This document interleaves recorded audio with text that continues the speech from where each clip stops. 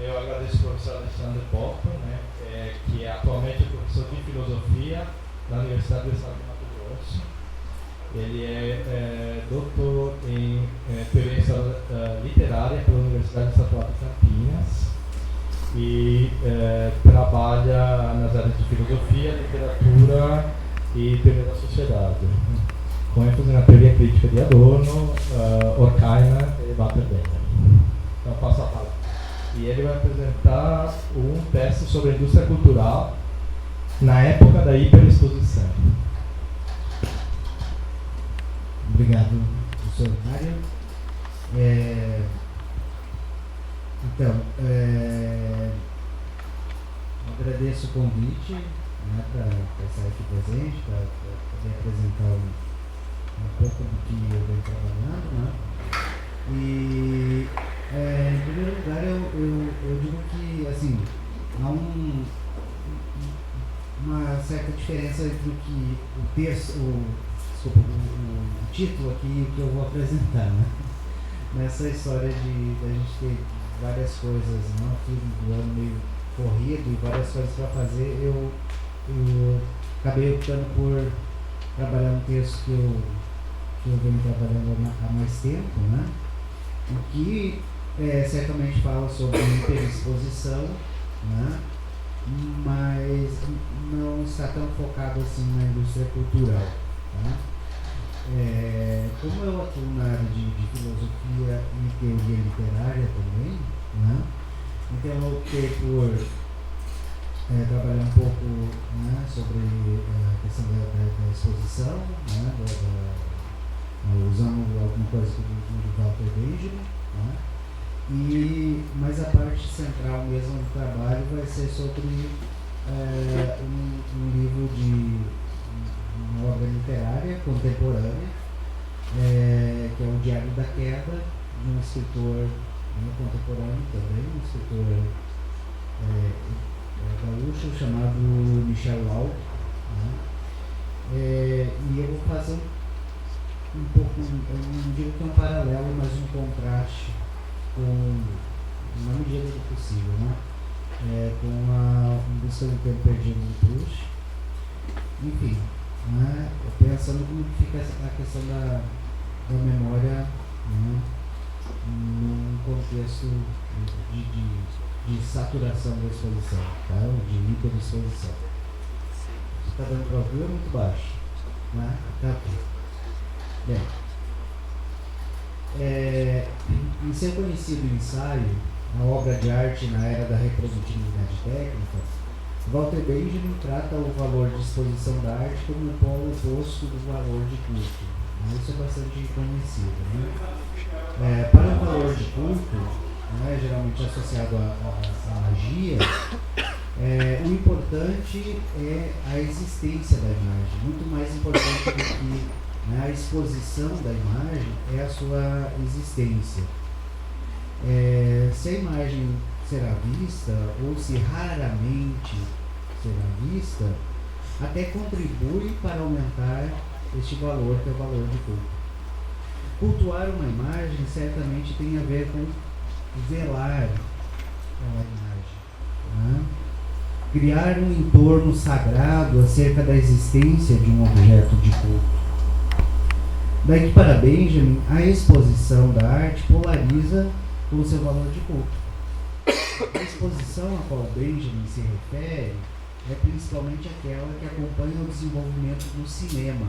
É uma arte que prima pela exposição. Não há sentido uma obra cinematográfica não ser exposta, né?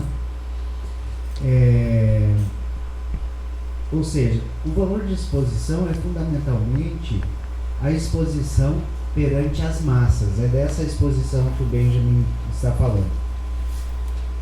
Certamente é sobre este valor de exposição, né, perante as massas que a indústria cultural constrói seu vasto patrimônio, desde músicas, filmes, novelas, seriados e tudo mais o que vocês possam imaginar. Só tem razão, né, essas produções só têm razão de ser se for para um grande público, evidentemente. Mas o que caracteriza a nossa época é uma forma diferente de exposição, que em parte resulta da exposição típica da indústria cultural, né? Mas que tudo o que é exposto é valorizado, né? O que se expõe a partir de uma, seja da mídia, da propaganda, né? É aquilo que está em evidência, né? Trazer para a evidência pode ser, né, comprovar, né? Traga uma evidência que comprova um fato, mas a evidência nos dias de hoje pode simplesmente ser um estado, né, daquilo que está sendo mostrado insistentemente, que simplesmente por ser exibido, né, adquire um certo aspecto de verdadeiro, né? Enfim, uma forma de exposição hoje, né, que é a das redes sociais. É uma forma de exposição que não é necessariamente perante um número massivo de pessoas, mas sempre pode ser também, né?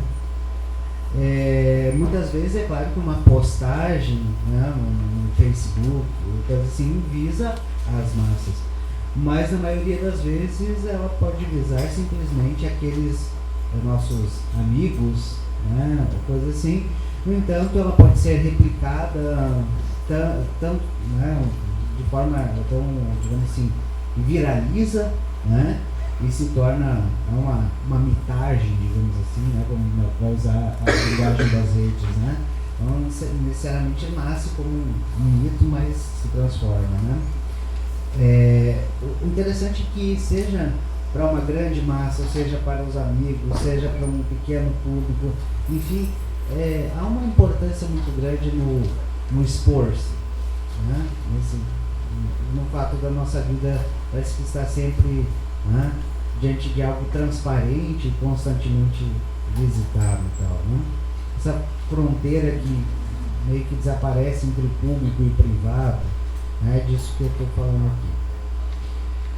No entanto, é na publicação de fotografias que o fenômeno se dá de uma forma mais interessante.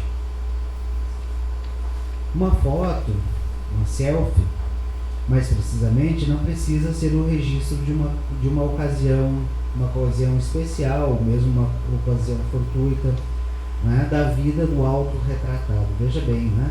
Uma selfie, a princípio, deve ser uma espécie de autorretrato, no entanto, o selfie não tem nada a ver com autorretrato, né? Um autorretrato, né, como diria o Mário Quintana, um autorretrato que de mim faço, né?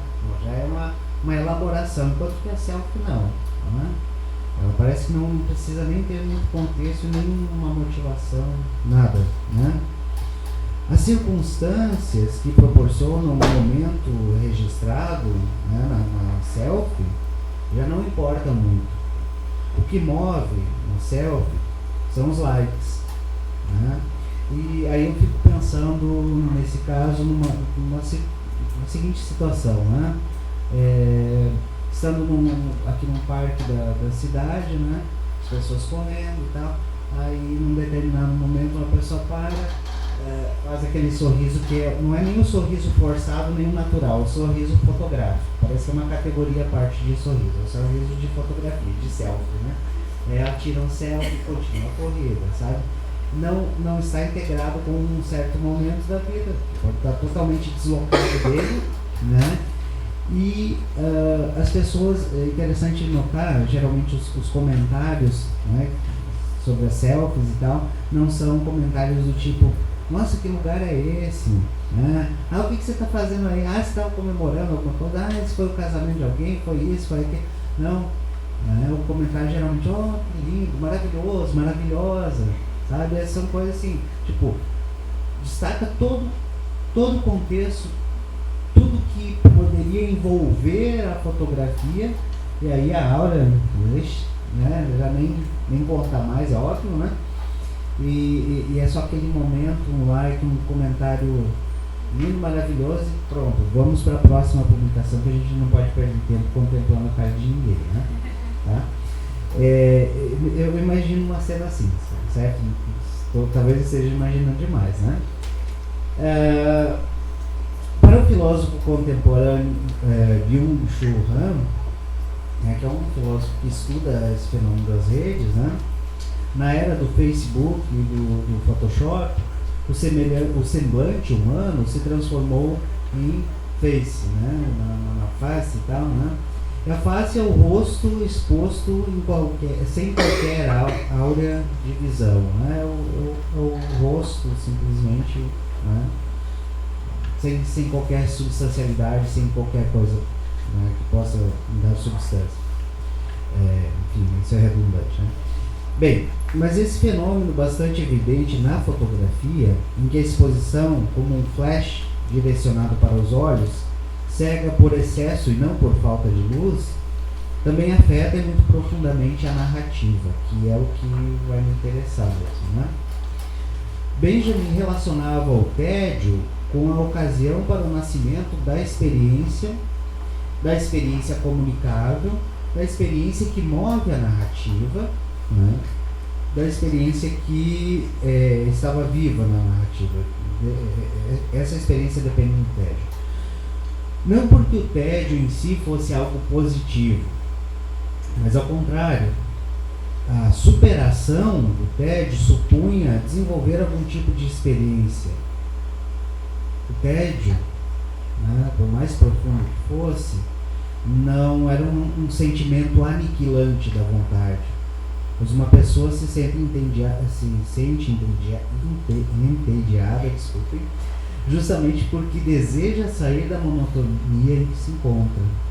Acho que a gente já sentiu isso, né? A depressão, ao contrário, eu não vou me aprofundar nesses sentimentos, mas é importante mencioná-los. A depressão, ao contrário, é aniquilante da vontade. Ao deprimido muitas vezes não falta a ocasião para agir, mas sim a vontade, um desejo de agir. A depressão situa-se muito mais próximo da saturação da experiência por um excesso de estímulos do que poderíamos supor, ou do que ocorre no caso do tédio, que é a falta mesmo, né? E a pessoa precisa buscar, né? Bem, aí eu passo para uma análise aqui, falar um pouco da obra do Leonardo. Essa é uma grande obra, mas enfim, é uma peça literária interessante, né? Que me chamou bastante atenção, que é o Diário da Queda, do Michel Lau. Para falar um pouco sobre a narrativa em época de hiperexposição. O Diário da Queda, publicado pela editora Companhia das Letras, em 2011, né? O narrador, personagem do livro, compõe sua narrativa a partir de um evento traumático. E o nome que mais aparece aqui nesse momento é o do João, que é um colega do narrador, né? No 13º aniversário de João, o não-judeu de uma escola judaica, o narrador e seus colegas o arremessam para cima 13 vezes, deixando-o cair e machucar-se seriamente depois do último arremesso. A cena da queda é revisitada frequentemente pelo narrador e serve de motivo para vários desdobramentos, todos rememorativos, a princípio, da narrativa. A vinda do avô judeu, sobrevivente de um campo de concentração para o Brasil, é um desses motivos que, de alguma forma, se relacionam com esse episódio traumático. Seu posterior e nebuloso suicídio, né, do avô, a relação conturbada com o pai, e a própria experiência da juventude e vida adulta do narrador. Se, por um momento, fosse possível cogitar alguma semelhança entre o rememorativo, né, romance Em Busca do Tempo Perdido, de Marcel Proust, e o Diário da Queda, logo essa possibilidade se veria frustrada, né? Há coisas que talvez o aproxime, mas falar de uma semelhança é complicado. Quando menos por causa do volume das obras. Em Busca do Tempo Perdido é composto por 7 grossos volumes, ao passo que Diário da Queda não passa de 200 páginas. Mas isso é de menos. Não é o caso de fazer qualquer juízo de valor a partir do volume das obras, né? Ambos os romances têm em comum um evento singular que serve de start inicial para um movimento rememorativo e narrativo. No caso do primeiro, o gosto de uma Madeleine bebida no chá, e no caso do segundo, o episódio traumático. Se ainda ambos fazem da memória sua substância, o fato é que o fazem de forma extremamente diferente. Grosso modo, mas sem receio de qualquer equívoco, pode-se dizer que Proust tece sua narrativa sob a urdidura da memória involuntária, ao passo que o narrador de Laube jamais abandona a consciência de que é ele quem narra e o faz a partir de um levantamento de informações sobre o passado, remoto e recente, do Holocausto, do que se escreveu sobre o Holocausto, dos escritos de seu avô, da história de seu pai, da sua história de vida adolescente, das recordações mais recentes, contato com o pai envelhecido e doente. Então, como se fosse um levantamento da memória. É diferente do que o Proust faz. Né? Eu falei aqui de trama, né, e urdidura, né? A trama são aqueles fios paralelos, né? Aliás, a urdidura, né? E a trama é o que transpassa os paralelos. Então, é como se fosse um enlace entre o inconsciente e o consciente. E aqui não ocorre isso. No Laube isso não ocorre. Parece, como eu disse, um levantamento de coisas, né, na memória que estão saturando, né, a memória dele, e ele precisa organizá-las mais do que rememorar. Tá? Eu ousaria dizer, hipoteticamente apenas, né, algo que eu preciso desenvolver, que se trata de uma espécie de narrador hiperconsciente, hiperexpositivo, né, que procura construir sua narrativa alinhavando os registros de sua memória com uma série de subsídios exteriores, os escritos do avô, os relatos do pai, livros sobre o Holocausto judeu. Vejamos, por exemplo, os títulos dados por Laube aos capítulos do romance. Algumas coisas que sei sobre meu avô, é um capítulo. Algumas coisas que sei sobre meu pai é outro. Algumas coisas que sei sobre mim, outro capítulo. E notas, fazem parte, é a primeira parte do livro. Né?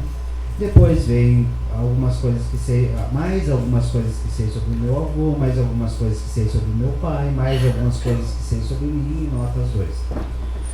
É interessante frisar que essas algumas coisas que servem de conteúdo para a narrativa somam-se em notas.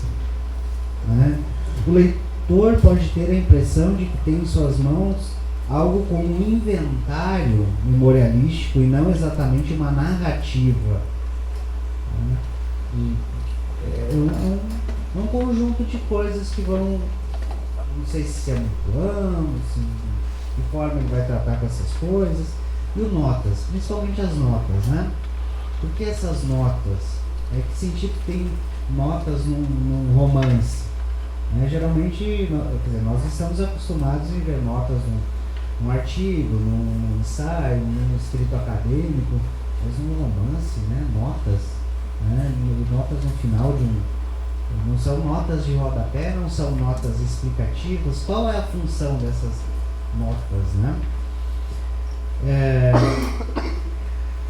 De certa forma é isso mesmo, né? Uma espécie de inventário memorialístico que o leitor encontra principalmente sobre a disposição das notas, né, no final de cada uma das partes do romance.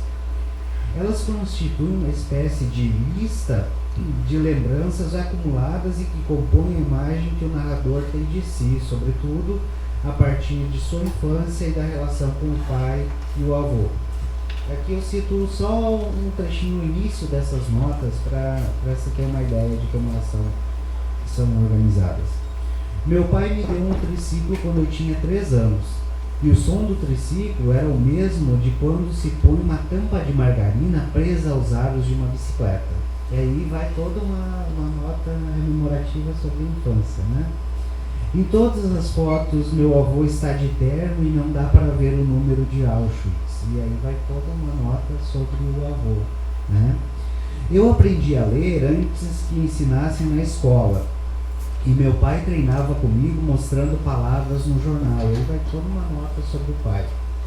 Meu pai explicava como funcionam as máquinas de costura, a linha, o motor.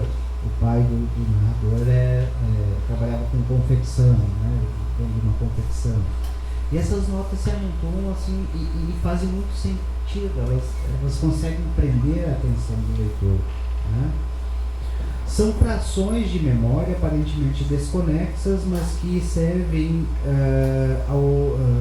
como cenas da vida do narrador, representadas de forma direta, como que num álbum ou como num mural de fotografias que formam uma espécie de cronologia, né, de como se constitui o sujeito narrador. Como resultado desse processo, que se constrói não na tentativa de rememorar o passado, mas de elencar um conjunto de recordações que, como cacos, né, formam um mosaico. Temos então um romance bastante fragmentário, mas não fragmentado como talvez pudesse ser, né? E aí que eu acho interessante o trabalho do Lauro, né? Porque é a partir daquilo que poderia ser sempre fragmentário, tá? Não existe quase do fragmentário, mas do fragmentado, desculpa, né?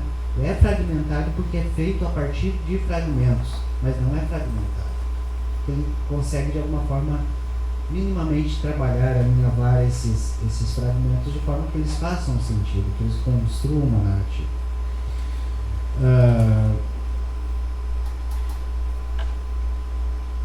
Sua unidade é constituída a partir de uma fratura, né, muito bem simbolizada pela queda, mas também pela doença do pai.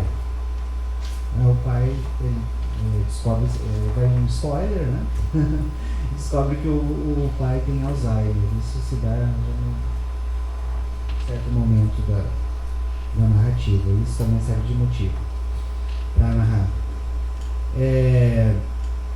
Theodor Adorno, em seu ensaio A Posição do Narrador no Romance Contemporâneo, parte de uma premissa importante para a nossa análise. Segundo ele, a situação do narrador no romance contemporâneo, ele escreveu o ensaio praticamente em meados do século passado, é marcada por um paradoxo. Não se pode mais narrar da forma como se narrava anteriormente, né? Mas a forma do romance exige a narração. Tal pressuposto, a princípio taxativo, né, baseia-se na verdade numa situação histórica que caracteriza a modernidade, que só tem se intensificado nas últimas décadas, a saber, o declínio das experiências narráveis e sua gradual substituição pelo universo da informação imediata, a substituição do relato pela notícia, né? No entanto, se Adorno ainda insiste em afirmar a necessidade de narrar, é porque acredita, abre aspas, que o romance precisa se concentrar naquilo que não é possível dar conta por meio do relato. Precisa superar, então, aquilo que foi em algum tempo superado pela informação. Seria uma volta a mais, né, no processo histórico que deixou o relato para trás e continuar a narrativa a partir de um outro momento. Assim, se o relato há muito foi preterido pela informação, talvez seria o caso de o romance mimetizar justamente o gênero informativo e tentar arrancar deste algo que faça jus à necessidade de narrar, de resistir ao processo de fragmentação que é próprio da informação, e me parece que é essa tentativa que nós encontramos no Diário da Queda do Michel Lau, né? Não por acaso um jornalista, né? Tem ainda muito tempo? Tá. Então, aí eu inicio uma segunda parte, um segundo momento, tentando me aprofundar um pouco mais aqui, né? Eu inicio então uma segunda parte dessa exposição citando uma passagem, né, de um livro chamado Degas, Dança e Desenho, que é do Paul Valéry, com quem ainda pretendo dialogar mais no futuro. Ao criticar a arte moderna, Valéry, no fundo, fez uma provocação para que essa reaja no estado de coisas que se encontrava na sua época e que parece muito atual. Ao comparar a arte moderna com a grande arte, ele afirma: quer se trate de política, economia, modos de viver, divertimento, observo que o modo de ser da modernidade é exatamente o de uma intoxicação. Precisamos aumentar a dose ou trocar de veneno. Esse é o ideal, essa é a lei. É bem possível que essa afirmação faça muito mais sentido no modo de vida atual. Se quiserem, né, pensar o pós-moderno, né, mas no sentido desse processo que nós vemos hoje, né? Talvez hoje estejamos tão mais intoxicados pelo excesso de estímulos visuais, sonoros e mesmo textuais que praticamente não há mais tempo para o momento contemplativo. Tão necessário a experiência da fruição estética quanto a meditação e o raciocínio teórico. E realmente quando nós falamos em meditação, né, me parece que logo vem à mente algo, né, como um relaxamento, yoga, coisas assim, não que não sejam interessantes, né, mas meditação no sentido cartesiano, por exemplo, né, de meditar sobre um tema, isso é uma coisa que nem quem tem tempo para fazer isso, né? Descartes, que acordava ao meio-dia, tinha pouco tempo do mundo, né? Mas não nós, professores, né, Sara? Bem, então, esse momento contemplativo, né, da meditação, já não tem mais tanto espaço. Meditação, aliás, é para nós uma palavra pouco associada ao exercício do raciocínio, mais ligada a técnicas terapêuticas, relaxamento, tá? Do que um processo interno do pensamento que se detém demoradamente em um assunto. E aí, voltando ao contraste com o Proust, né, se compararmos com Proust, o narrador de Laug não é nada meditativo, né? E eu vou ler só deixa eu pegar aqui. Eu não tenho um livro, olha só, né, eu não tenho um livro físico, né, só uma versão aqui do Kindle, mas estou encomendando por causa das páginas e tal. São capítulos curtinhos do livro, tá? É que ele narra algo assim sobre o momento que ele recorda a partir do que o pai contou, né? Do dia em que o avô se suicida, né? Uma história que termina e começa com meu pai saindo assustado do quarto. E o quarto dele era ao lado do quarto da minha avó. E não sei se a minha avó estava dormindo ou se tinha acordado também. Minha avó sozinha na cama e agora os dois sabem que é preciso seguir adiante, passo a passo pelo corredor, do silêncio da casa e do mundo num domingo de manhã em que o único acontecimento foi aquele estampido. Um som que meu pai nunca mais deixou de ouvir. Estava nas entrelinhas de todas as conversas sobre o meu avô. Todas as vezes que meu pai pronunciou essa palavra, o som seco do estampido em cada sílaba dessa palavra, Auschwitz, meu pai caminhando até chegar à porta do escritório, e é claro que ela estava trancada, porque até isso meu avô se encarregou de fazer, dificultar que alguém a abrisse, porque assim ganharia 1 minuto ou 5 ou 10 ou meia hora até que achasse um jeito de forçar a fechadura, dar chutes na madeira, e cada chute meu pai, como que sabia que ia acontecer do outro lado, e assim segue. É uma frase só, cheia de bastante pausas, vírgulas, uso recorrente, né, do e, né, para unir os períodos. Na verdade, sim, períodos curtos, mas todos numa frase longa, né? Eu acho isso interessante porque no Proust nós temos frases torrenciais, mas não são nessa periodicidade, nessa cadência que parece sempre dizer isso e aquilo, e mais aquele outro acontecimento, mais esse evento, e o que foi, e o que será, e o que meu pai pensou, e o que acontecia com minha avó.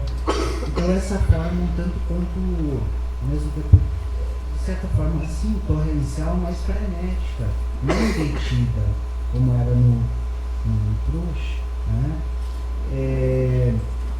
Que caracteriza um certo narrador que é construído pelo Laub e que é um narrador contemporâneo, né?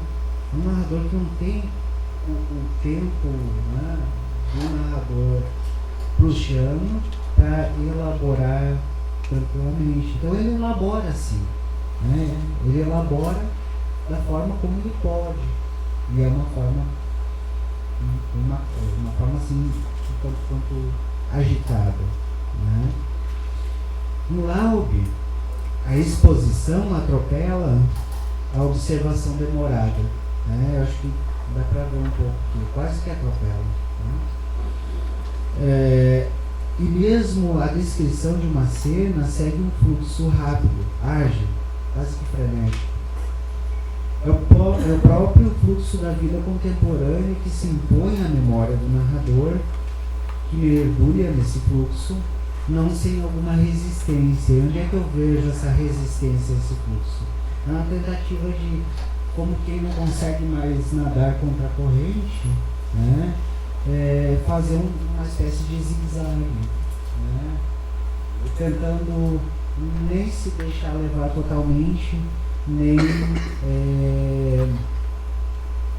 digamos assim, enfrentar toda essa torrencialidade que é a da memória saturada de imagens, de recordações, e que incomodam muito o narrador, né?